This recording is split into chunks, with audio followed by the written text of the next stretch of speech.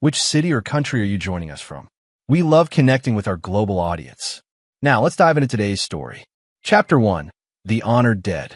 Jackson Jax Connors, 42, former Army Ranger with distinguished service in Fallujah and 3 other combat zones, stands at military attention among a small crowd at Arlington National Cemetery.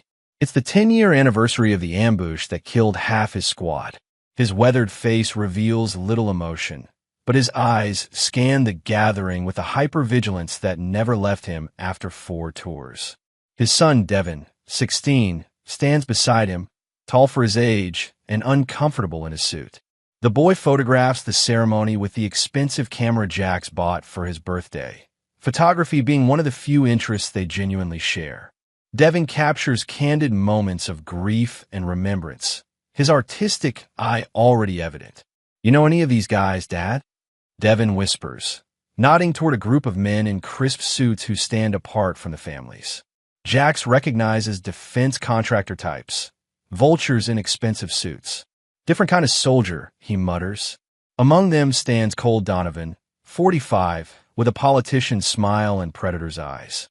Something about him triggers Jax's instincts, a vague recognition he can't place. When their eyes meet briefly, Cole looks away too quickly. The ceremony concludes, and attendees disperse. Brianna Connors, 38, Jax's wife of 18 years, materializes from the crowd. Once an Army nurse who treated Jax after his second tour, she's transformed herself into a polished pharmaceutical sales representative. Her expression softens when she sees Devin, but tightens upon meeting Jax's gaze. "I'm sorry I missed most of it," she says, squeezing Devin's shoulder. Quarterly sales meeting ran long. "It's fine," Jax says flatly, having long stopped expecting her at these events. Later, at their suburban Maryland home, Jax retreats to his home office, a Spartan room in its organization. Maps of Fallujah cover one wall alongside framed medals he never talks about. His security consulting business, Sentinel Solutions, provides comfortable income working with high-risk clients overseas, though it requires frequent travel. Through the wall, he hears Brianna on the phone, her voice animated in a way it never is with him anymore. When she laughs, a sound he hasn't elicited in years, Jax feels the gulf between them widen further. Devin enters without knocking, a boundary violation Jax allows only from his son. "Found something weird," Devin says, connecting his camera to Jax's computer.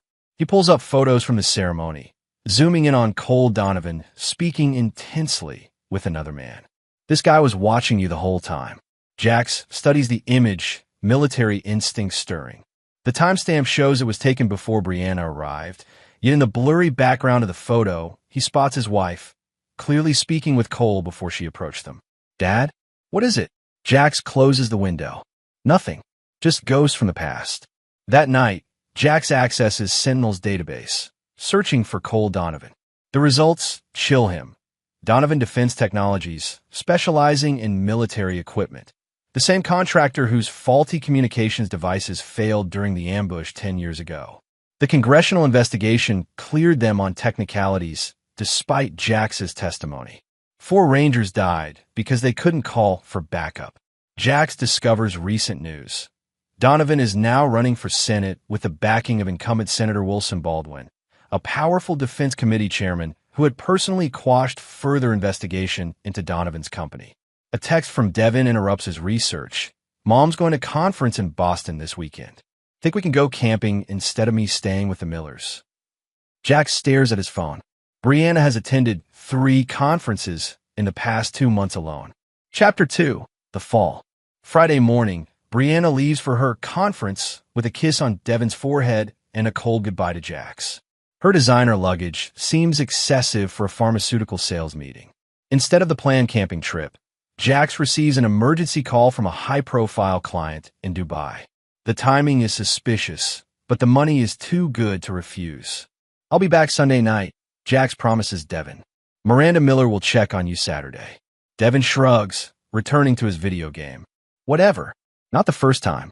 In Dubai, Jax's client never shows. After waiting 12 hours, Jax contacts his office manager, who confirms the client denies making the appointment. The elaborate ruse raises all of Jax's combat alarms. He books the first flight home, landing Saturday evening instead of Sunday. Calling a rideshare from the airport, Jax tries Devin's phone repeatedly with no answer. The house is dark when he arrives, no sign of Devin or his camera gear. Inside, subtle wrongness pervades their home.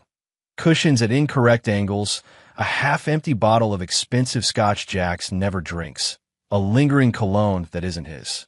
In Devin's room, his bed is made, but his backpack and camera missing. Jax accesses their home security system, finding it had been disabled for 4 hours that afternoon. When he restores the previous footage, he sees Brianna's car in the driveway at 2 p.m. She never went to Boston. At 3:17 a.m., Jax's phone rings with an unfamiliar number. Mr. Connors? This is Mercy Hospital Emergency Department. Your son Devin has been admitted after a fall. The world narrows to tunnel vision as Jax drives. Combat breathing keeps him functional. 4 count in, 4 count hold, 4 count out. A technique from Ranger training. The hospital is chaos at this hour. A young resident physician, Dr. Nadia Patel, meets him, her expression grave. Devin fell from your second-floor balcony. Multiple fractures, internal bleeding, and a severe concussion. He's stabilized but critical. We're prepping him for surgery. This wasn't a fall, Jax says with absolute certainty. Dr. Patel hesitates. There are certain inconsistencies with a simple fall. Detective Luis Ortega is waiting to speak with you. Ortega, a veteran himself judging by his bearing, leads Jax to a small consultation room. Your wife reported the accident, Ortega begins, watching Jax carefully. She claims your son was taking night photographs and leaned too far over the railing. Where is she now? She stepped out to make calls. Mr. Connors, the trauma surgeon, noted injuries possibly inconsistent with Brianna's explanation. Before Ortega can continue, a nurse interrupts. Detective, the patient is conscious and asking for his father. In the ICU, Devin's broken body is almost unrecognizable beneath bandages and tubes. His eyes flutter open when Jax takes his hand. Dad, Devin's voice is barely audible. Came home early. Wanted to surprise you. Save your strength, son. No, you needn't know. Devin's fingers tighten. Mom was there with a man. The one from Arlington. Ice fills Jax's veins. Cole, Donovan, they were in your bed. Tears leak from Devin's eyes. I took pictures, evidence. When he saw me, he went crazy. Call me a little spy. Mom just watched when he dragged me to the balcony. He said you were just a runaway soldier who wouldn't be missed. Devin's monitors begin alarming as his blood pressure drops. My camera, backpack. They took it. Devin's voice fades. Dad, he pushed me. And they laughed. Medical staff rush in as Devin loses consciousness. Dr. Patel shouts orders while nurses push Jax outside where Detective Ortega waits. My wife and Cole Donovan did this. Jax states with deadly calm. They tried to kill my son. That's a serious accusation. Check her phone records. Check traffic cameras. They planned this. Lure me out of town, then tried to eliminate a witness. Sir, I understand you're upset. I was a ranger detective. My son just told me who attacked him before losing consciousness. I know when someone's lying, and I know when someone's dying. Find Brianna Connors and Cole Donovan before I do. Ortega studies him. Don't make threats you'll regret, Connors. It's not a threat. It's a professional courtesy. As Ortega leaves, Jax notices an abandoned tablet at the nurse's station. Acting on instinct, he quickly accesses it, finding Devin's admission photos. The injuries confirm his worst fears, defensive wounds on his arms, bruising patterns consistent with being forcibly held before falling. Using the hospital's public Wi-Fi, Jax remotely accesses his home security system from his phone, discovering the outdoor cameras were still functional. He downloads footage showing Brianna and Cole hurriedly leaving the house at 1:27 a.m., Cole carrying Devin's backpack. They look back at the balcony, and Cole clearly says something that makes Brianna laugh before they drive away in separate vehicles. Jax sends the footage to his encrypted email, then erases his digital footprints from the tablet. Something cold and precise awakens inside him. What his unit called the switch. The part of him that could calculate kill shots while watching friends die, that could make battlefield decisions without emotion clouding judgment. The switch has flipped, and Ranger Jax Connors has just entered the hunt. Chapter 3. Awakening the Hunter. Dr. Patel emerges from surgery at dawn, exhaustion evident in her slumped shoulders. He's stable for now. The next 48 hours are critical. Spinal injury, skull fracture, ruptured spleen. She hesitates. Mr. Connors, I've treated fall victims before.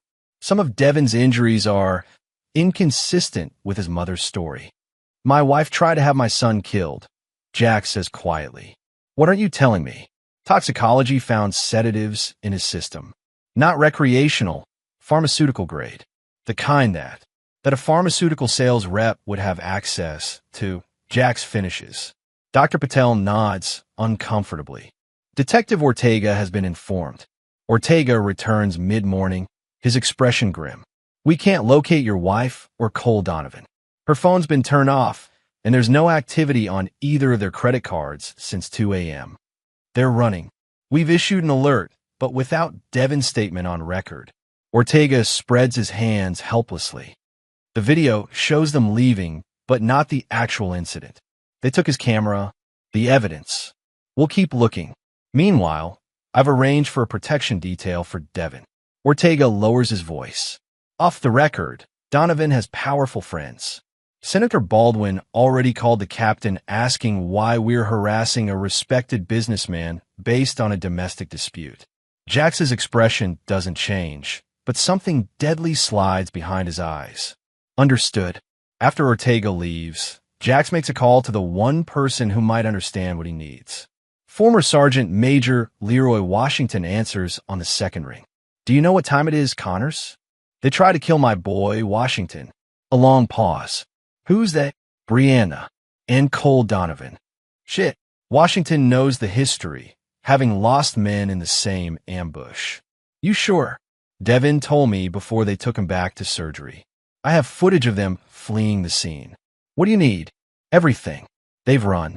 Took Devin's camera with evidence. And apparently Senator Baldwin is already running interference. Washington's voice hardens. I'll be there in 3 hours. Don't do anything until I arrive. Can't promise that.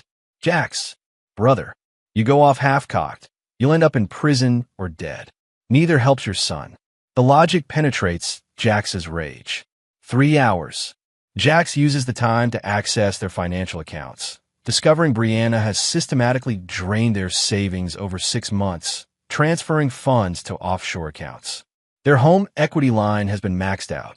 Only his military pension and business accounts, which she couldn't access, remain untouched. When Washington arrives, the imposing former sergeant major brings a duffel bag and a grim expression. In Devin's private room, Washington places signal jammers around the room before opening the bag to reveal laptop computers, burner phones, and surveillance equipment. Before we start, Washington says, you need to decide what this is. Revenge or justice? Both. Jax answers without hesitation. They're going to pay for what they did to Devin, and they're going to face consequences for what Donovan did to our unit. Washington nods. Then we do this right. Smart. We build the case while we hunt them. 2 tracks, legal and necessary. They establish a command center in a cheap motel room near the hospital. Washington reveals he now works for a private intelligence firm with access to resources beyond typical civilian reach. Donovan's been under our radar for years, Washington explains, pinning documents to the wall. After the congressional hearing, he rebranded, diversified. He's planning a Senate run with Baldwin's backing. Why target me now? It's been 10 years. Washington pulls up more documents. Your name came up in a federal investigation 3 months ago. They're reopening the case against Donovan's company based on new evidence about the equipment failure. You were scheduled to be re-interviewed next month. The pieces align in Jax's mind. So they needed to discredit or eliminate me before that happened. Started with seducing my wife to get information, access to my home. And when your son caught them, he became collateral damage. Jax's phone buzzes with a text from Dr. Patel, Devin conscious, asking for you. At the hospital, Devin's condition has improved enough for him to speak clearly despite the pain. "Dad, I remembered something." Devin's voice is weak. "I had an SD card in my shoe. Backup habit you taught me." Jax checks the personal effects bag, finding Devin's shoes. Inside one, tucked into the insole, is a tiny SD card. "Smart boy," Jax whispers, clutching the card like a lifeline. "Did I get them?" "The photos. We'll find out. Rest now." Back at the motel, Washington reviews the SD card contents. Dozens of photos show Brianna and Cole in compromising positions in Jax's bed. More disturbingly, later images captured through a doorway show them arguing, with several clear shots of Cole grabbing Devin, his face contorted with rage, while Brianna looks on with alarm but doesn't intervene. The final images, taken in rapid succession, show Cole dragging Devin toward the balcony, Brianna following with a panicked expression, then Cole's hands on Devin's chest in a pushing motion. The sequence ends abruptly. "This is enough to charge them," Washington says. "Not with Baldwin running interference. We need more." Jax studies the map they've created on the wall, connecting Donovan, Baldwin, and the federal investigation. "We need everything. Where they've gone, the money trail, and whatever they're hiding about the original equipment failure." Washington's phone chirps. He reads the message and looks up grimly. Facial recognition got a hit. They crossed into Mexico at Tijuana 3 hours ago. Different vehicles, but within minutes of each other. Jax stares at the map, military planning mode engaged. "So we have a direction. What's the mission parameters, Ranger?" Washington asks, their old military shorthand returning naturally. "Recover evidence. Secure justice for Devin and our men. Make them regret the day they ever heard the name Connors." "Roger that." We move at dawn.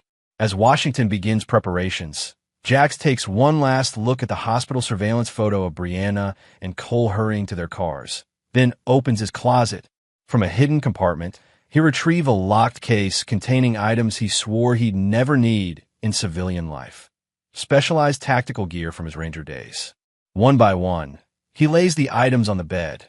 Not weapons, but the tools of a man who knows how to move unseen, gather intelligence, and if necessary, become the predator rather than the prey.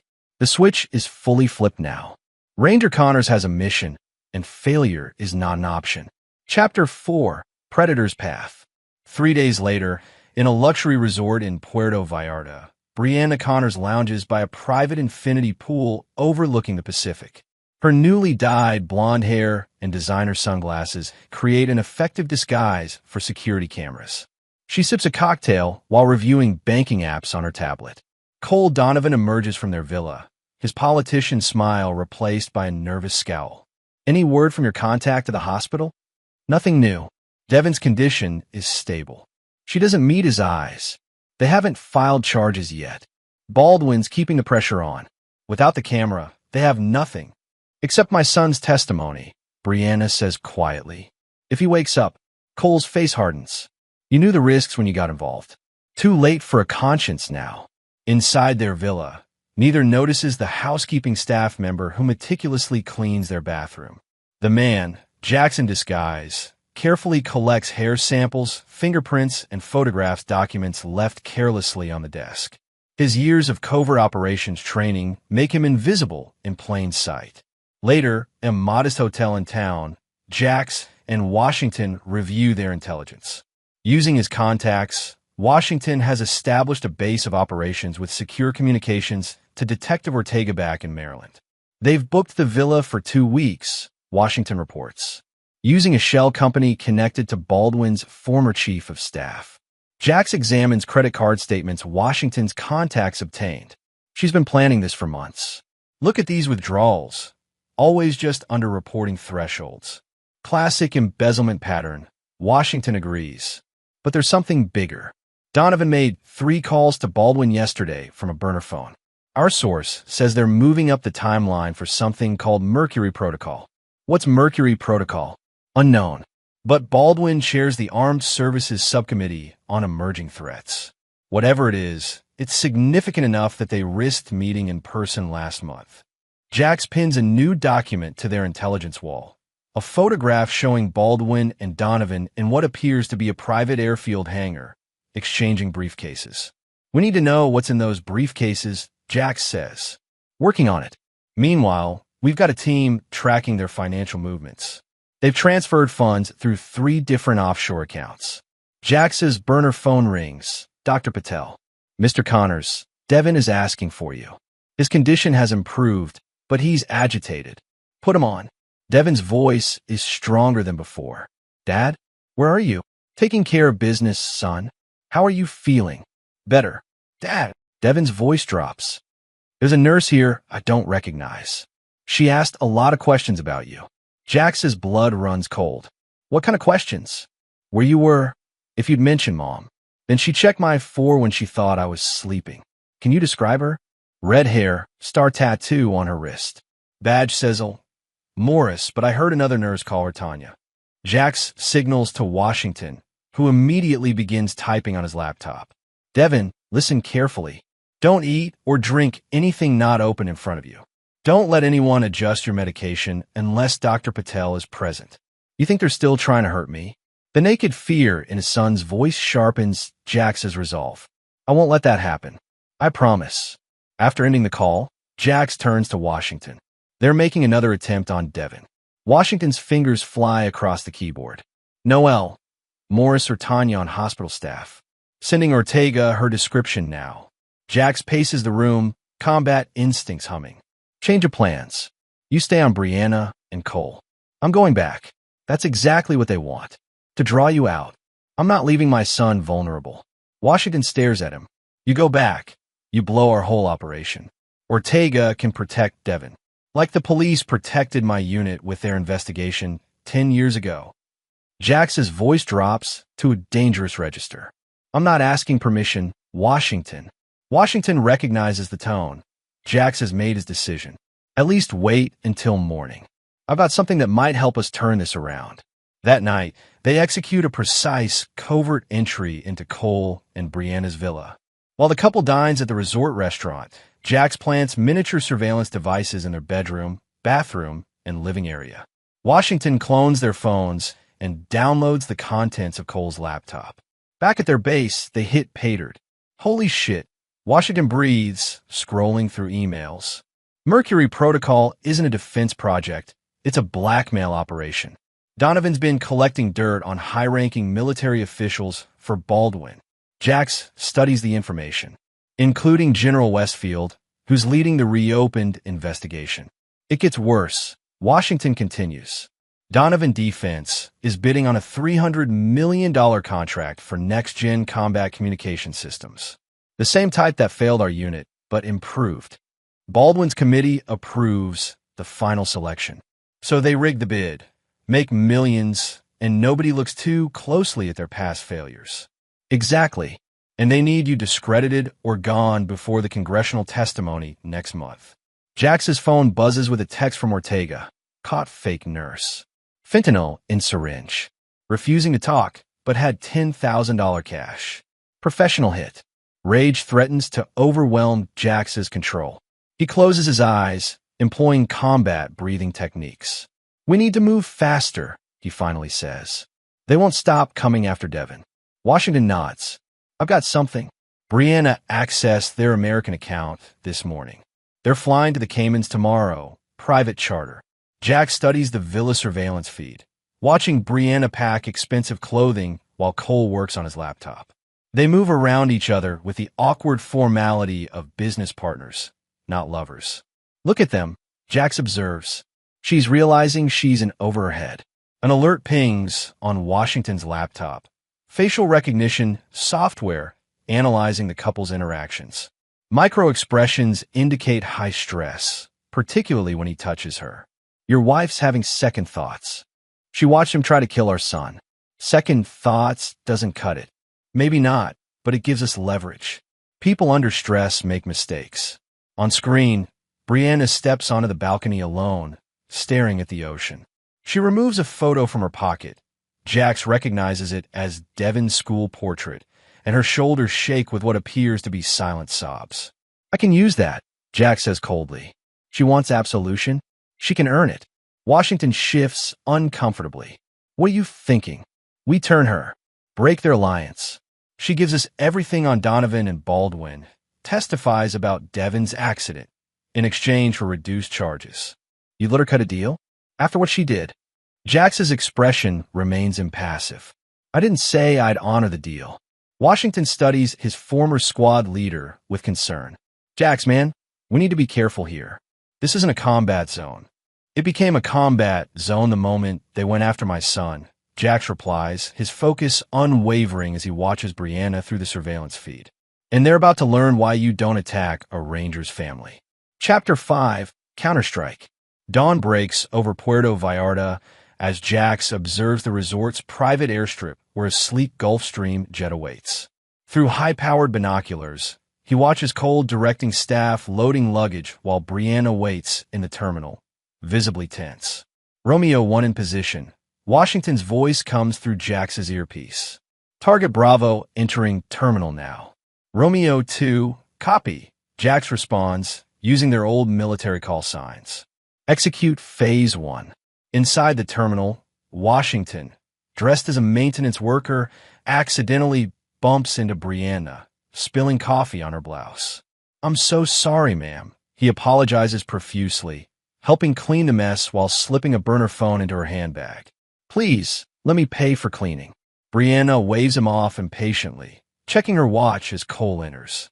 What happened to you? Cole asks, eyeing her stained clothing. Nothing. Clumsy staff. She heads to the restroom. While Brianna changes, the burner phone in her bag vibrates. Curious, she checks it, finding a text message. I know what you did to Devon. I know about Mercury Protocol. Want a way out? Call this number in the next 5 minutes. After that, Interpol gets everything. Jax. Attached is a photo of her and Cole taken in their villa the previous night. Proof they're being watched. Brianna's hands shake as she glances toward the door. After a moment's hesitation, she calls the number. Smart choice, Jax answers. How did you find us? I was trained to hunt terrorists in unfamiliar territory. Did you really think you could hide? She lowers her voice. Jax, it's not what you think. This got out of control. Save it. Here's what happens next. You're going to help me take down Donovan and Baldwin, or you'll spend the rest of your life in prison for attempted murder. I never wanted Devon hurt, she whispers. You have to believe. Belief is for church, Brianna. I need evidence. The flight to Grand Cayman. What's the real purpose? She hesitates. Offshore account access. There's a meeting with Baldwin's banker tomorrow. Here's your one chance at redemption. Give me access to those accounts and all documentation on Mercury Protocol. Cole watches everything I do. He doesn't trust me anymore. Not my problem. You help create this situation. You'll help end it. A knock on a bathroom door makes Brianna jump. Bree, we're cleared for takeoff. Cole calls. Figure it out, Jax says coldly. I'll contact you in Grand Cayman. If you attempt to warn Cole, Detective Ortega receives evidence of your direct involvement in Devon's assault. And then I find you. The line goes dead. Brianna stares at her reflection, the gravity of her situation sinking in. She flushes the toilet for effect, washes her hands, and emerges with a practiced smile. Ready, she tells Cole, the burner phone hidden in her jacket pocket. As the Gulfstream takes off, Jax and Washington return to their base to prepare for the next phase. They've already booked commercial flights to Grand Cayman, leaving that afternoon. You think she'll cooperate? Washington asks. She's running scared. Cole's becoming unstable, and she's realizing there's no happy ending with him. Jax reviews the intelligence wall they've constructed, but we don't rely on her. Plan B is already in motion. Plan B involves a former Army intelligence officer who now works for the Financial Crimes Enforcement Network. She's provided access codes to monitor the Cayman accounts remotely, though they can't access funds without physical presence and biometric verification. Washington's laptop pings with an encrypted message from Detective Ortega. Another attempt on Devon. Hospital security intercepted a visitor with fake ID claiming to be child services. Matches description of known associate of Baldwin's former security chief. Jax's jaw tightens. They're getting desperate. Good. Desperate people make mistakes. After landing in Grand Cayman, They establish surveillance on the exclusive oceanfront property where Cole and Brianna are staying. Unlike the resort in Mexico, this is a private villa with heightened security, clearly their intended safe house if things went wrong. That evening, the burner phone registers connection to the villa's Wi-Fi. Shortly after, encrypted files begin transferring to their secure server. Brianna has made her choice. The files reveal the full scope of Mercury Protocol, a sophisticated blackmail operation targeting not just military officials but Defense Department procurement officers. Donovan's company had been systematically installing backdoors in communication equipment, collecting sensitive information for Baldwin to use as leverage. Most damning are recorded conversations between Baldwin and Cole discussing the faulty equipment that got Jax's men killed. "We knew there were problems with the signal encryption," Baldwin says on one recording, "but rushing it through testing was necessary to meet quarterly projections." "Acceptable losses," Cole replies callously. "Besides, it was just a Ranger unit. Not like we lost anyone irreplaceable." Washington's face darkens with fury as he listens. "Acceptable losses? Those were our brothers. Now we have them," Jax says, his voice deadly calm. "This is enough to destroy them both." The burner phone buzzes with a text from Brianna. "Baldwin arriving tomorrow 9 a.m. Meeting at First Cayman Trust." Cole keeps physical drive with all Mercury files. "In room safe. Code 3825. Jax sends a simple reply. "Be ready." That night, a private security detail arrives at the villa for men with military bearing and concealed weapons. Cole's paranoia is escalating. "Change of plans," Jax tells Washington. "We can't wait." Baldwin's presence changes everything. "Direct approach?" "No. We use Brianna as our Trojan horse." He texts her detailed instructions. Her reply comes quickly. "If I do this, what happens to me?" Jax stares at the message for a long moment before typing. "You testify against them, cooperate fully, and I'll tell Devin you tried to stop Cole. That's the best I can offer." 3 dots appear as she types, disappears, then reappears. "I'll do it." At 2 a.m., Brianna follows Jax's instructions, disabling a section of the villa's security system and leaving a bedroom window unlocked. When the guard rotation changes at 2:15, Jax has a 4-minute window to infiltrate the property. Moving with the silent efficiency that made him legendary in his unit, Jax slips past the guards, enters through the unlocked window, and makes his way to the master bedroom. Cole sleeps alone. Brianna has taken the guest room as instructed.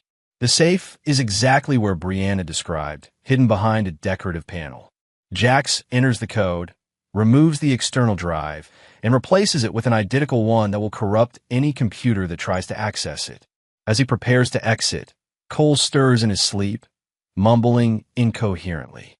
Jax freezes, combat knife in hand, a hair's breadth from eliminating the man who nearly killed his son. The old Jax, the one before the switch flipped, would have hesitated. But this Jax calculates. Killing Cole now would jeopardize the larger mission. Justice requires Baldwin's destruction too. Jax melts away into the darkness, external drive secured.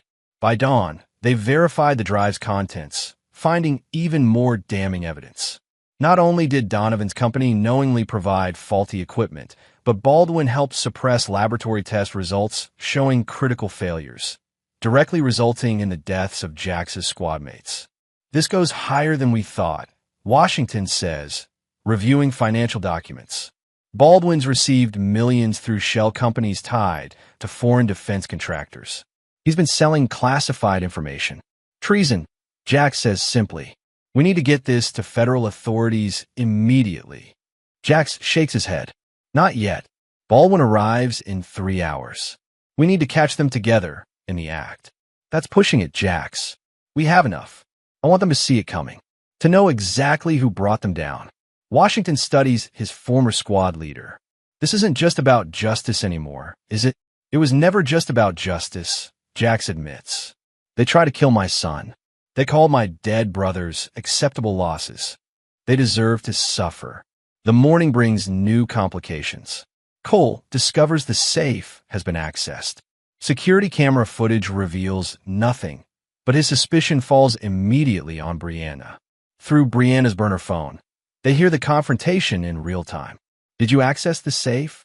Cole demands, voice tight with barely controlled rage. "What? No, I don't even know the combination." "Someone did. The system logs show it was opened at 2:17 a.m. "Maybe you sleepwalked," she suggests, trying to sound casual. "You've been under a lot of stress." A sharp sound, Cole striking her. Jax's jaw tightens, but he remains focused on the mission. "I know you've been in contact with him," Cole hisses.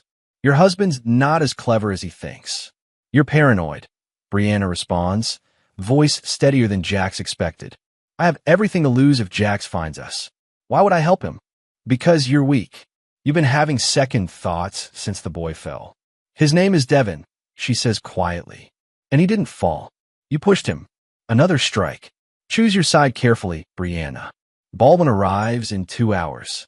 After our meeting, we disappear permanently. If you're not with us completely, you're a liability." The transmission goes silent as Cole presumably confiscates the phone. "She's blown," Washington says. "We need to extract her." Jax's expression remains impassive. "Not yet. She made her choices. Now we use the chaos." As Baldwin's private jet lands, they initiate the final phase. Washington has arranged for a federal law enforcement contact to be ready, but they need all 3 targets together with evidence of criminal activity. Dressed as airport ground staff, Jax watches Baldwin emerge from his plane, a silver-haired man with the confident bearing of someone accustomed to power. 3 security personnel flank him. Cole arrives to meet Baldwin, tension visible in his posture. They exchange terse greetings before departing for First Cayman Trust. Romeo 1 moving to position. Washington confirms through the earpiece. He's stationed near the bank, prepared to document the meeting. Jax follows at a safe distance, his rental car unremarkable in morning traffic. As they approach the bank, his phone buzzes with a message from an unknown number, Brianna, using a new phone. Cole knows. "Taking me to meeting at gunpoint. Says I'm insurance if you show up." The stakes have escalated. Brianna is now a hostage, not an asset. Jax adjusts the plan accordingly, contacting their federal law enforcement connection. "Execute now." Targets armed and holding a hostage. The response is immediate. Teams moving. ETA 3 minutes. At First Cayman Trust, Cole escorts Brianna inside, his hand gripping her arm while his jacket conceals the weapon pressed against her ribs. Baldwin waits in a private meeting room, irritation evident in his expression. "Why is she here?" Baldwin demands when they enter. "Insurance," Cole replies. "Her husband's in Grand Cayman. He somehow accessed our files." Baldwin's face flushes with anger. "You compromised everything. This meeting was supposed to be secure." "Nothing's compromised," Cole insists. "We transfer the funds, change identities, and disappear as planned." "And what about her?" Baldwin gestures dismissively toward Brianna. Cole's expression turns cold. "Loose ends will be tied up." Brianna's face pales as she realizes their intentions.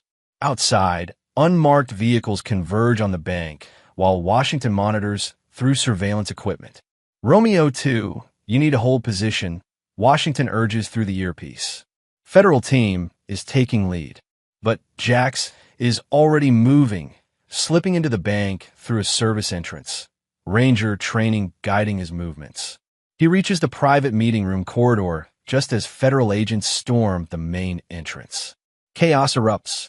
Cole, hearing the commotion, drags Brianna toward an emergency exit, gun now visible. Baldwin and his security team move in the opposite direction, toward a private elevator. Jax intercepts Cole and Brianna in the hallway.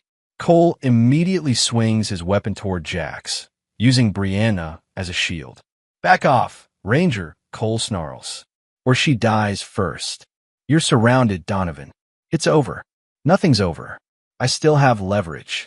He presses the gun harder against Brianna's temple. "How much do you hate her, Connors?" "Enough to watch her die." Time slows as Jax assesses the situation with combat clarity. Cole's finger tightens on the trigger. Brianna's eyes meet Jax's, conveying a lifetime of regret in one glance. What happens next occurs in less than 2 seconds. Brianna suddenly drives her elbow into Cole's ribs, a move Jax taught her years ago for self-defense. As Cole momentarily loses balance, Jax lunges forward with a preternatural speed that made him a legend in special operations. The disarm is textbook Ranger hand-to-hand combat. Jax breaks Cole's wrist before he can fire, transitions to a joint lock that drives him to the floor, and renders him unconscious strike to the carotid artery.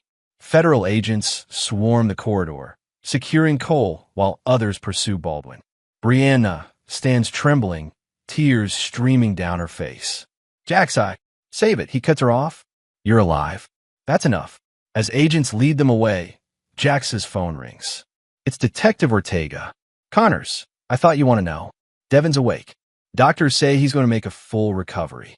For the first time since the nightmare began, Jax allows himself to feel something beyond the cold precision of the switch. Thank you, he says quietly. Tell him I'm coming home. Chapter 6, Battlefield Truths. 1 week later, Jax sits beside Devin's hospital bed, watching his son sleep peacefully for the first time since the accident. The room is filled with flowers, cards, and a state-of-the-art camera system from Washington and his former Ranger teammates, a replacement for the one Cole destroyed. Dr. Patel enters with a tablet displaying Devin's latest scans. The swelling continues to decrease. His latest neural responses are excellent. She smiles warmly. He's strong like his father. Stronger, Jax replies. He never should have had to be. The DA's office called again. She mentions carefully, they need your final statement for the prosecution. I'll call them back. When she leaves, Jax returns to the documents spread across the small table. Court papers, plea agreements, and news articles covering what the media has dubbed the Baldwin conspiracy. Senator Baldwin, Cole Donovan, and several defense contractor executives face multiple federal charges, including conspiracy, attempted murder, fraud, and treason. The evidence Jax and Washington gathered has blown open not just Mercury Protocol, but a decade of corruption that cost American lives and compromised national security. Devin stirs, his eyes opening. Hey, Dad. Hey, champ. How's the pain today? Manageable, Devin says, the mature response breaking Jax's heart. No 16-year-old should have to rate complex pain levels. Any news about Mom? Jax hesitates. He's been selective about what he tells Devin regarding Brianna's involvement. She's cooperating with prosecutors, he says carefully. Her testimony is helping build the case against Donovan and Baldwin. Is she going to prison? That depends on the plea agreement. Her lawyer is pushing for house arrest given her cooperation. Devin processes this silently, then asks the question Jax has been dreading. Did she know? When he pushed me, did she know what he was going to do? Jax weighs truth against mercy. The evidence shows Brianna was surprised by Cole's violence toward Devin, though she did nothing to stop it until later. The surveillance shows she was shocked when he attacked you. Jax says carefully. She made terrible choices, but I don't believe she wanted you harmed. But she just watched, Devin says, voice breaking slightly. She just stood there. Yes, Jax acknowledges, refusing to sugarcoat this aspect. She failed you in that moment. There's no excuse for that. Devin nods, absorbing this painful truth. Can I ask you something else? About Fallujah, Jax tenses slightly. He rarely discusses his combat experiences. What about it? Cole said you were just a runaway soldier. What did he mean? Jax considers how much to reveal. During my third deployment, my unit discovered defense contractors supplying faulty communication equipment. When we tried to report it, evidence disappeared, investigations were blocked, and suddenly we were assigned to high-risk missions with minimal support. Like you were being punished, or set up to fail, Jax confirms. After 4 of my men died in an ambush because their radio signals were intercepted, I pushed harder for an investigation. Instead, I was offered a choice: stop asking questions or face court-martial on manufactured charges. So you left the Rangers. It's not a question. I completed my contract and declined re-enlistment. Your mother called it running away from my true calling. What Cole meant was that I walked away once before, so I'd walk away again. But you didn't. Devin's voice holds new respect. You fought back this time. The stakes were different. Jax says simply. They came after my son. A knock at the door interrupts their conversation. Detective Ortega enters, accompanied by federal agent Teresa Sandoval, the contact who coordinated the Grand Cayman operation. Mr. Connors, Sandoval greets him. How's the recovery going, Devin? Better every day, ma'am. I have updates, she continues, addressing both of them. Senator Baldwin has agreed to a plea deal. 25 years, no possibility of parole, in exchange for testimony against foreign agents involved in Mercury Protocol. And Donovan? Jax asks. Going to trial. His lawyers attempted an insanity defense, but the judge rejected it based on the premeditation evidence. My mom? Devin asks quietly.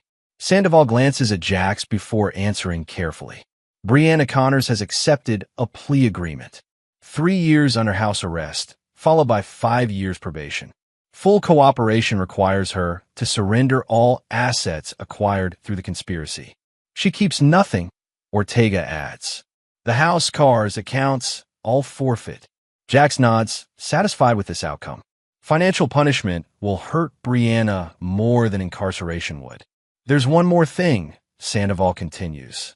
The Department of Defense is reopening the investigation into the equipment failures that led to casualties in your unit. They're posthumously honoring the 4 Rangers who died with Silver Stars, and there will be a formal apology to the families. 10 years too late, Jax says bitterly. Yes, Sandoval acknowledges, but their names will be cleared of any operational failure. The record will show they died because of criminal negligence and fraud, not tactical mistakes. After they leave, Devin studies his father. Is it enough? All this, does it fix anything? Jax considers the question seriously. Justice doesn't fix the past, Devin. It just stops the bleeding so healing can begin. And revenge. Revenge is a mission with no endpoint. I've seen men destroyed pursuing it. But you got yours, Devin points out. No, Jax corrects him. I got justice. If I'd wanted revenge, Donovan and your mother wouldn't be alive to face consequences. The distinction seems to satisfy Devin, who nods thoughtfully. Later that evening, Washington arrives with dinner from Devin's favorite burger place. Contraband that Dr. Patel pretends not to notice. Got news, Washington says between bites. Remember the fake nurse who tried to harm Devin? She rolled on her employer, private security firm with ties to Baldwin. Gave up names of everyone involved in the conspiracy. Good, Jax says simply. There's more, Washington continues. The Pentagon wants to talk to you about consulting on a review of all equipment contracts issued under Baldwin's committee oversight. Could be a big opportunity for Sentinel Solutions. The irony isn't lost on Jax. His security consulting business might actually benefit from this ordeal. I'll consider it, he says noncommittally. After Devin's recovery is complete. As visiting hours end, Jax prepares to leave for the night. Devin catches his hand. Dad? Why get out of here? Can we go camping? Like we used to? The simple request, reaching back to happier times, catches Jax off guard. Absolutely. Anywhere you want. And Dad? Thanks for not running away this time. Outside in the hospital parking lot, Jax pauses by his truck, overcome by the emotional weight of the past weeks. The switch, that cold, tactical part of him, has remained activated since the night of Devin's fall. He's functioned, navigating complex legal, tactical, and emotional terrain without faltering. But now, with justice secured and Devin healing, Jax feels the switch flickering, allowing more human emotions to surface. It's uncomfortable, rage, grief, and betrayal threatening to overwhelm his carefully maintained control. His phone buzzes with a text from an unknown number. It's Brianna. Can we talk? Please. Jax stares at the message, feeling the switch solidify again. Some betrayals can be understood, but never forgiven. Some wounds must be allowed to scar over without reopening them. He deletes the message without responding and drives away, leaving the past behind while looking toward a different future, one where father and son rebuild what others tried to destroy. Chapter 7. Healing Grounds. 3 months later, Jax unpacks camping gear from his truck beneath towering pines in George Washington National Forest. Nearby, Devin adjusts his new camera capturing the late afternoon light filtering through the trees. Devin's recovery has been remarkable. Though he still walks with a slight limp and needs regular physical therapy, he's regained his strength and much of his teenage energy. More importantly, the haunted look that lingered in his eyes after the accident has finally begun to fade. "This is the spot," Jax announces, surveying the small clearing with approval. Good sight lines, water source nearby, natural windbreak. Devin grins. "Still thinking like a ranger, Dad? Some habits save lives." Jax replies, though his tone is lighter than it would have been months ago. They work together, setting up camp with practiced efficiency. Their movements display the renewed bond between them, stronger now, forged in shared trauma and recovery. As dusk approaches, they sit beside a small fire, mountain air growing crisp around them. "Heard from Mom yesterday," Devin says casually, testing the conversational waters. Jax's expression remains neutral. "How is house arrest treating her?" "Okay, I guess. She's working remotely for some medical transcription company." Devin pokes the fire with a stick. "She asked if she could see me next month." "That's your decision to make," Jax says carefully. "You're old enough to choose. Would you be mad if I said yes?" Jax considers his answer thoughtfully. "No, she's still your mother, despite everything. But I won't pretend it didn't happen either." "I don't think I'll ever fully forgive her," Devin admits. "But I'm curious what she has to say. Just remember, explanations aren't the same as excuses. She made choices that nearly cost you your life." Devin nods, his expression more mature than any 17-year-old should be. The accident aged him, forced him to confront adult complexities too soon. The Donovan trial starts next week, Devin notes, changing subjects. "Will I have to testify?" Prosecutor says no. "Your recorded statement and the security footage are sufficient." Jax adds more wood to the fire. Baldwin's testimony further corroborates everything. "Good. I don't want to see him again." They fall into comfortable silence until Devin asks the question that's clearly been on his mind. "Do you ever regret not killing him when you had the chance in Grand Cayman?" The directness of the question startles Jax. "Who told you about that?" "Uncle Wash let it slip. Said you had Cole at your mercy, but chose justice instead." Jax sighs. "Washington means well, but sometimes shares too much." "No, I don't regret it," Jax says finally. "Taking a life changes you, Devin, even when it's justified. It takes something you can't get back. But you've killed before. In combat. That was different. War has rules, context. What you're asking about would have been execution." "He deserved it," Devin insists, a flash of anger breaking through his composure. "Maybe, but it wasn't about what he deserved. It was about who I am and who I want to be for you." This answer seems to satisfy Devin, who nods thoughtfully. "Dad, there's something else I wanted to talk about." Devin hesitates. "I've been thinking about after graduation. About enlisting." Jax feels a complex surge of emotions, pride mingled with protective fear. "The military can be a good path, but I want you to consider all options." "It's because of what happened," Devin admits. "I used to think being brave meant not showing fear. But watching you these past months, how you handled everything, I realize bravery is about doing what's right even when you're terrified. There are many ways to be brave, son. Military service is just one. I know, but I want to build something worthwhile like you did with your Ranger unit. A brotherhood." Jax gazes into the fire, memories of his team surfacing. The 4 who died and the others, like Washington, who became family. Despite everything that happened after, those bonds remain sacred. "If that's what you decide," Jax says finally, "I'll support you. But promise me you'll finish college first. Options matter." "Deal." As night settles around their campsite, Jax reflects on the journey of the past months. The switch, that cold, tactical part of him, hasn't fully deactivated, but it's quieter now, no longer drowning out other aspects of his humanity. The next morning, they hike to a mountain overlook, Devin moving with increasing confidence despite his lingering limp. At the summit, they find a natural stone formation forming a perfect seat overlooking the valley. "This is it," Jax says quietly, "where I used to come after combat tours, to remember who I was before becoming a soldier." Devin raises his camera, capturing the sweeping panorama. It's perfect. Jax reaches into his pack, removing a small wooden box. I've been waiting for the right moment for this. Inside the box rests a vintage Rolex Submariner, the watch his own father gave him before his first deployment. This belonged to your grandfather. He gave it to me before Fallujah. Said time moves differently in war zones, and a good watch keeps you tethered to the world you're fighting for. Jax carefully places it in Devon's hand. I want you to have it now. Dad, I can't. You can. And someday, maybe you'll pass it to your son. Tradition matters, especially in our family. Devon slips the watch onto his wrist, clearly moved by the gesture. They sit in companionable silence, watching eagles circle in the valley below. There's something I need to tell you, Jax says eventually.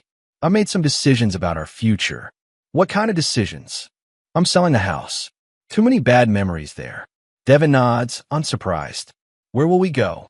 I bought land outside Charlottesville. 20 acres with a small cabin. We'll build something new, exactly how we want it. What about Sentinel Solutions? Restructuring. Less overseas work, more domestic contracts. Starting with that Pentagon consulting job Washington mentioned. Jax hesitates before sharing the final piece. And I've started seeing someone. Nothing serious yet, but potential. Devon raises his eyebrows. Dr. Patel? How did you know? Dad, she checked your blood pressure like 5 times a day when I was in the hospital. Devon grins. Plus, she's way out of your league. So, I figured you must have game I don't know about. Jax laughs. A genuine laugh that feels foreign but welcome. She asked me to coffee after your final discharge. Said someone needed to make sure I was sleeping. I like her, Devon decides. She doesn't take your stoic ranger crap. Language. Jax chides without heat. They begin their descent as afternoon shadows lengthen across the forest. Near the base of the trail, Devon stops suddenly. Dad? Thank you. For everything. His voice catches slightly. When I was falling that night, all I could think was that I needed you to know the truth. That you'd make it right somehow. Jax pulls his son into a tight embrace. That's what fathers do, Devon. We protect what matters most. Always. As they continue toward camp, Jax's phone buzzes with a news alert. Breaking. Defense contractor Cole Donovan attempts suicide in pretrial custody. Condition critical. Jax shows the alert to Devon, who processes it silently before asking, do you care if he lives or dies? I care that justice happens in the daylight. Jax answers honestly. Death would be too easy for him. Is it the ranger talking or my dad? Jax considers the question carefully. Both, I suppose. The ranger understands that enemies must face consequences. But your father knows that living with what he's done, especially if he survives with permanent disabilities, is a more fitting punishment than a quick death. Devon nods, satisfied with this complex moral calculation that acknowledges both justice and human feeling. That night, after Devon falls asleep, Jax sits alone by the dying embers of their campfire. His phone shows a missed call from Brianna, her weekly attempt at contact that he usually ignores. This time, after a moment's consideration, he texts back a brief message. Devon might be ready to see you next month. Limited visit. I won't be present. Her response comes immediately. Thank you, Jax. More than I deserve. He doesn't reply further. Some bridges remain burned, but for Devon's sake, he'll allow narrow passages to be constructed. The switch, that cold, tactical part of him, has served its purpose. It protected his son, brought down powerful enemies, and secured a measure of justice. Now, sitting beneath stars that shine the same over battlefields and peaceful forests alike, Jax allows himself to power down that combat-ready vigilance, just a little. Not completely. Some changes are permanent, but enough to make space for healing, for new beginnings. Enough to remember that he is not just Ranger Connors, but also Jax, a father rebuilding a life with his son. Chapter 8. Justice Rendered. The federal courthouse in Alexandria, Virginia, stands imposing in the autumn sunlight. Jax adjusts his tie, the formal suit uncomfortable after months of casual attire at their new property. Beside him, Devon looks equally constrained in his first suit since outgrowing his old ones during recovery. Ready? Jax asks, as they approach the media gauntlet surrounding the entrance. Devin nods, squaring his shoulders. Let's finish this. Cameras flash as they make their way inside, reporters shouting questions that they ignore with practiced discipline. The Connors case has become national news, a sensational story of corruption, attempted murder, and a father's relentless pursuit of justice. In the crowded courtroom, they find seats in the front row beside Washington and Dr. Patel, who now goes by Maya, in their ever-evolving relationship. Federal agent Sandoval nods to them from the prosecution table. Cole Donovan enters in a wheelchair, his suicide attempt having left him partially paralyzed. The irony isn't lost on anyone. His punishment for pushing Devin from a balcony is a lifetime of similar physical limitations. His once confident demeanor has crumbled, replaced by a hollow-eyed stare. When he spots Jax and Devin, his gaze drops immediately to the floor. Senator Baldwin appears next, already convicted through his plea deal, but required to testify against his former partner. The once powerful politician now shuffles in prison attire, age and disgrace evident in his stooped posture. Judge Eleanor Martinez calls the court to order, addressing the packed gallery. This court has already heard extensive evidence regarding the charges against Mr. Donovan. Today we will hear victim impact statements before sentencing. Mr. Connors, you may proceed when ready. Jax approaches the podium, his prepared statement in hand. He locks eyes briefly with Donovan before addressing the court. Your Honor, I came here today not just as Devin Connors' father, but as a voice for others who can't speak. 10 years ago, 4 of my Ranger brothers died because of equipment failures that Mr. Donovan and Senator Baldwin deliberately concealed for profit. When I attempted to expose this, they systematically destroyed my military career. Jax continues, detailing the conspiracy without emotion, his voice steady and clear. But their crimes went beyond fraud and corruption. When my son accidentally discovered their decade-long relationship with my wife, Mr. Donovan attempted to murder a 16-year-old boy. He pushed my son from a second-story balcony, causing injuries that required 6 surgeries and months of rehabilitation. Turning slightly to address Donovan directly, Jax's voice takes on a new intensity. You call me a runaway soldier who wouldn't be missed.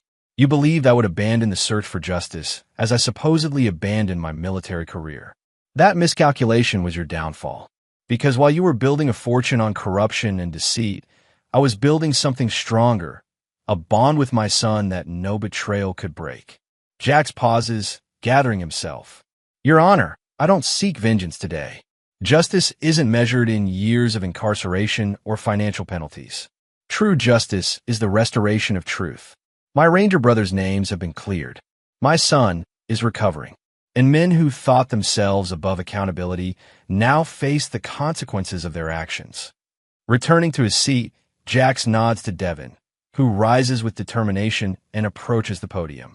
Despite his lingering limp, he stands tall, looking directly at Cole. Mr. Donovan, I used to wonder why you hated me enough to try to kill me, Devin begins, his voice surprisingly steady. But I've realized it wasn't about me at all. I was just inconvenient, evidence you couldn't control.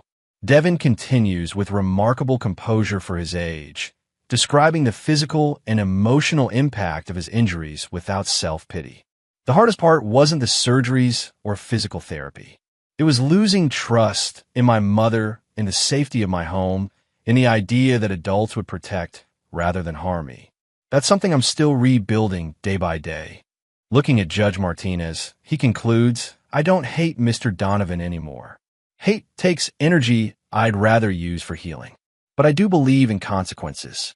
His actions were calculated and deliberate. My injuries were not an accident or a momentary lapse in judgment. Please sentence him accordingly. Judge Martinez thanks Devin, genuine respect in her expression. After hearing from other witnesses, including family members of the deceased Rangers, she prepares to deliver her sentence. Mr. Donovan, please rise. Cole's attorney helps him position his wheelchair to face the judge. This court has rarely encountered crimes combining such calculated cruelty with such far-reaching consequences. Your actions resulted in the deaths of 4 servicemen, the attempted murder of a minor, and a conspiracy that undermined national security. She continues through the charges, her voice growing increasingly stern. I hereby sentence you to life imprisonment without possibility of parole for the attempted murder of Devin Connors, with consecutive sentences for fraud, conspiracy, and obstruction of justice, totaling an additional 95 years. The courtroom remains silent as Judge Martinez continues. Furthermore, the court orders complete forfeiture of all assets derived from your criminal enterprise, with restitution to be paid to the families of the deceased Rangers and to Devin Connors for his ongoing medical expenses. Cole seems to physically shrink with each pronouncement, his remaining arrogance finally crumbling completely. Outside, after the proceedings, reporters again clamor for statements. Jax places a protective arm around Devin's shoulders, guiding him through the crowd with Washington and Maya creating a buffer. Mr. Connors, how do you feel about the sentence? Jax pauses briefly. Justice was served. That's all that matters. And your ex-wife's involvement? Any comment on her plea deal? That chapter is closed, Jax says firmly. We're focused on the future. As they reach their vehicle, Agent Sandoval approaches with a sealed envelope. This just came through official channels, she explains. The Secretary of Defense has authorized posthumous Purple Hearts for your fallen squad members, with ceremonies for the families next month. They've also approved your petition for honorable status clarification in your military record. Jax accepts the envelope, emotion briefly crossing his otherwise composed features. Thank you. There's more, Sandoval continues. The Intelligence Committee wants to fast-track Sentinel Solutions for security consulting on all replacement communication systems. It's a substantial contract. Washington grins. Told you this would turn around for the business. Later that evening, at their new property outside Charlottesville, they celebrate the closure of the case with a small gathering. Washington mans the grill, while Maya sets up a projector for an outdoor movie night. Devin shows Detective Ortega, now a family friend, his progress on documenting the construction of their new home. As twilight settles over the property, Jax finds a moment alone on the newly built deck overlooking the forest. Maya joins him, handing him a beer. Penny for your thoughts, Ranger? He smiles slightly at the nickname she's adopted. Just thinking about circles. How things come around. Poetic for a man of action, she teases gently. Don't tell anyone. I have a reputation to maintain. She leans against the railing beside him. The nightmares getting any better? Jax appreciates her directness, the way she never tiptoes around difficult subjects. Some nights are better than others. And the hypervigilance. He gestures to the state-of-the-art security system installed throughout the property. Working on it, Maya's hand finds his, her touch grounding him in the present moment. Progress, not perfection. That's what I tell my patients. Wise doctor. Speaking of which, she says, her tone shifting slightly, Devin's latest scans look excellent. The neuroplasticity at his age is remarkable. In a year, you might not even notice the limp. Relief floods through him at this confirmation of his son's continued recovery. He's stronger than I was at his age. Strong like his father, she counters, echoing her words from months ago. The moment is interrupted by Devin calling them for dinner. As they rejoin the gathering, Jax observes the unlikely family they've formed. Washington, Ortega, Maya, and Devin, all brought together by tragedy but remaining by choice.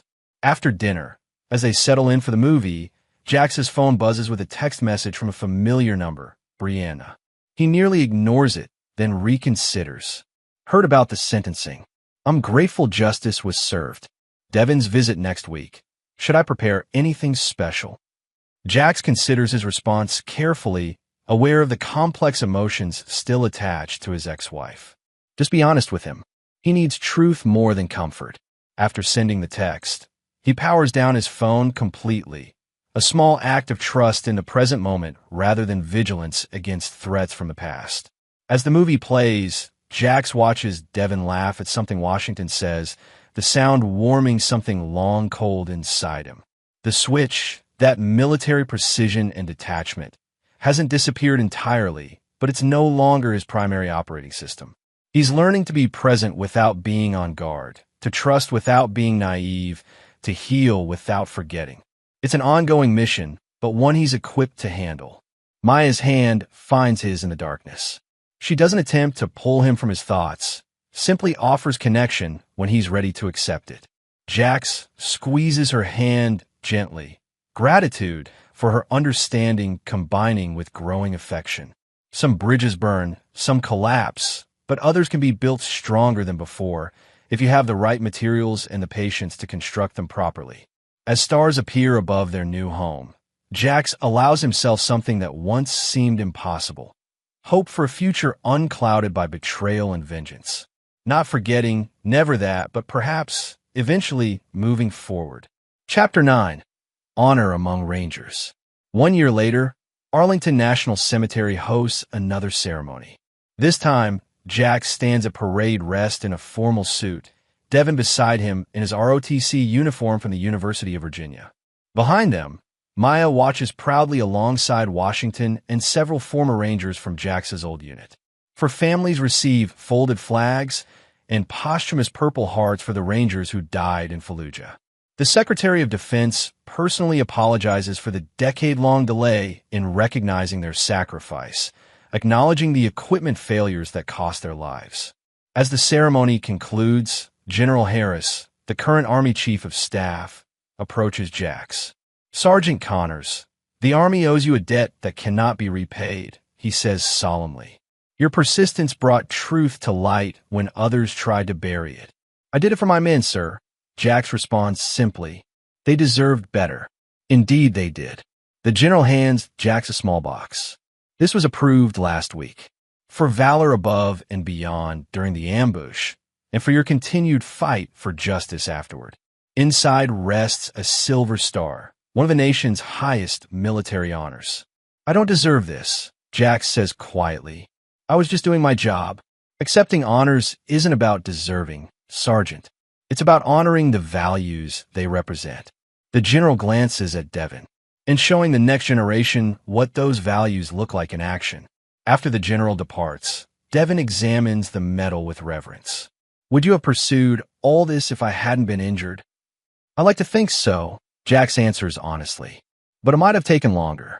Sometimes we need personal stakes to push past institutional barriers." Washington joins them, clapping Jax on the shoulder. "Told you we'd get here eventually, brother."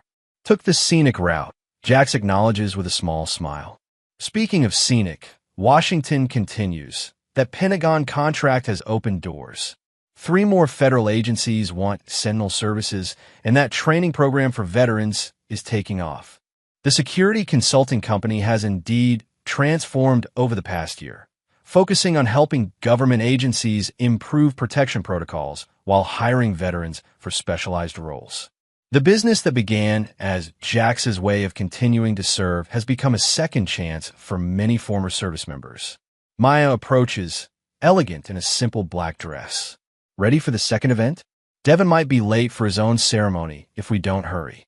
The ROTC honor ceremony at UVA begins at 3, where Devin will receive recognition for exceptional leadership, a remarkable achievement for a freshman. Though still considering his options, Devin's natural abilities have already marked him for potential officer candidate school after graduation. As they walk toward their vehicles, a familiar figure waits nearby, Brianna. Her appearance has changed drastically from the polished pharmaceutical rep of the past. House arrest and financial ruin have left visible marks. Her designer clothes replaced by simple attire, her once perfect makeup minimal. "I wasn't sure I should come," she says hesitantly, "but I wanted to pay respects." An uncomfortable silence falls. Despite monthly supervised visits with Devin, this is the first time Jax has seen Brianna in person since the courthouse in Grand Cayman. "Mom," Devin acknowledges, his tone neutral but not hostile. "Are you coming to the ROTC ceremony?" "I'd like to, if that's okay with everyone." She glances uncertainly at Jax. After a moment's consideration, he nods once. "Your son's being honored. You should be there." The simple permission seems to lift an enormous weight from her shoulders. "Thank you." Washington tactfully creates separation, guiding Maya toward their car with promises to save seats, leaving the former family a moment of privacy. "You look well," Jax, Brianna offers tentatively. The new business seems successful. It is, he confirms without elaboration. And you, Devin, ROTC suits you. Your grandfather would have been proud. Thanks, Mom. Devin's response is polite but measured. The awkward exchange might have continued, but Jax suddenly spots a familiar face in the crowd. Cole Donovan's former attorney, now representing Senator Baldwin's appeal. We need to go, he says abruptly, old instincts flaring. Despite the convictions, powerful interests connected to Mercury Protocol continue attempting to undermine the case through legal challenges and media manipulation. Sensing his tension, Devin immediately scans the area, absorbing his father's situational awareness. West Entrance has less crowd density. The casual tactical assessment, so like something Jax would say, makes him realize how much of his Ranger mindset has transferred to his son, for better or worse. It's fine, Jax forces himself to say, consciously dialing back his reactive vigilance. Just a Baldwin lawyer, not a threat. We'll use the main exit as planned. This small victory over hypervigilance doesn't go unnoticed by Devin, who gives his father an approving nod. At the ROTC ceremony, Devin stands tall among his fellow cadets, no trace of his former injuries visible in his confident bearing. When his name is called for the leadership award, pride swells in Jax's chest. Not just for Devin's accomplishments, but for his resilience in the face of trauma that might have broken someone with less character. Later that evening, they gather at Jax and Devin's completed home, a modern cabin expanded to accommodate their growing extended family. Washington and his wife, Maya, Ortega and his daughter, even Brianna, invited by Devin for a celebratory dinner.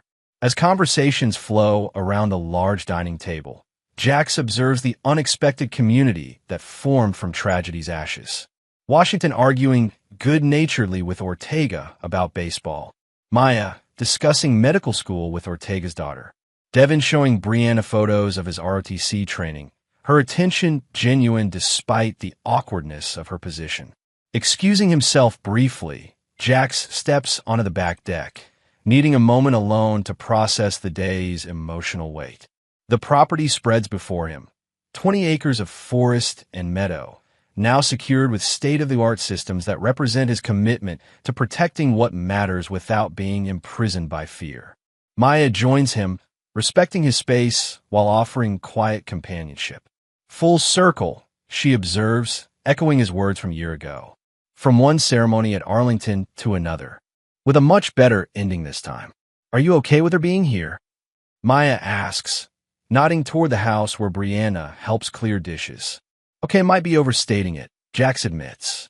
But Devin wanted it, and I won't stand in the way of whatever relationship they rebuild.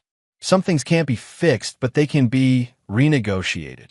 That's surprisingly insightful for a man who once told me emotional processing was for civilians and officers, she teases. I've had a good teacher, he replies, drawing her closer. The nightmares still, less frequent. The new security system helps.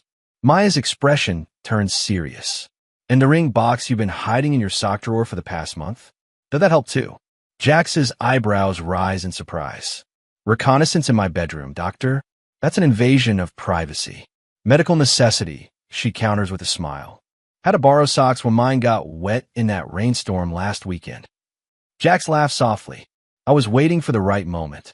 And is this it? She challenges gently. He considers the question, gazing at the life they've built from the wreckage of betrayal and violence. At his son, thriving despite trauma. At the unlikely family gathered inside, each playing a role in their recovery. No, he decides. This moment belongs to Devin and his achievements. Ours will come. Maya's smile widens with approval. Patience and planning. Very Ranger of you. Some habits are worth keeping. Inside, Devin calls for their attention, raising his glass in an impromptu toast. To second chances, he says, his gaze moving from Jax to Maya, to Brianna, and finally to the silver star now displayed in a simple frame on the mantel. And to the truth that finally sets things right. To second chances, the gathered family echoes, glasses raising in unison. As Jax rejoins the circle, accepting a glass from Washington, He realizes that the switch, that combat-ready part of him that activated the night of Devon's fall, has evolved rather than deactivated. It no longer controls him, but serves him, a tool rather than a master. The vigilance remains, but balanced now with trust. The persists, but tempered with compassion. The protective instinct continues, but channeled into building rather than destroying. This, perhaps, is the true victory, not just surviving betrayal or achieving justice, but reclaiming the ability to live without being defined by past wounds, to protect without being consumed by fear, to remember without being imprisoned by memory. As night falls over their home, security systems armed but not obsessively monitored, Jax Connors, former ranger, grieving comrade, avenging father, and now simply a man rebuilding, raises his own glass in a private toast. To his fallen brothers, finally honored. To his son, standing tall despite scars. And to the future, uncertain but faced with clear eyes and steady hands. Not just survival but life. Not just justice but peace. The hunter rests, not because the mission ends, but because he chooses when to deploy his skills rather than being driven by them. The watch continues, but with the wisdom to distinguish between vigilance and paranoia, between protection and isolation. This, Jax reflects as the celebration continues around him, is the final lesson of a ranger's vengeance, knowing not just how to fight, but when to lay down arms and build something worth protecting. And there you have it. Another story comes to an end. What did you think? I'd love to hear your thoughts in the comments below. If you enjoy this story, consider joining our community by subscribing. It means the world to us. For more stories like this one, check out the recommended videos on screen, and I'll see you there.